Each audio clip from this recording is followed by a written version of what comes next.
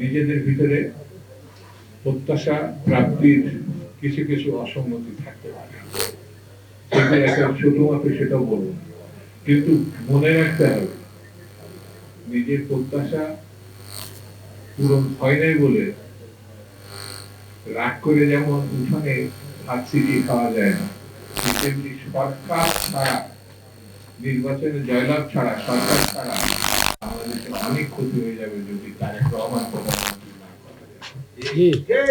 এটা আপনাকে মনে রাখতে হবে।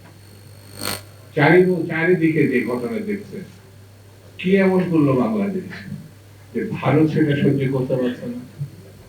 বাংলাদেশের জনগণ শেখ হাসিনাকে তাড়াই, কেন তাড়াই?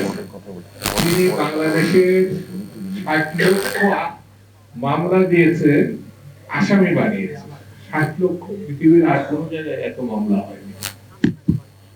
যে মহিলাটি দখলদার প্রধানমন্ত্রী হিসেবে দাবি করে, সেই মহিলাটি এমন কোন ব্যাংক নেই যেখান থেকে টাকা সরাই, এবং সেই টাকা দেশের মধ্যে না, বিদেশে পাচার করা হয়েছে, গুম করা হয়েছে, হত্যা করা হয়েছে, আর জেলের মধ্যে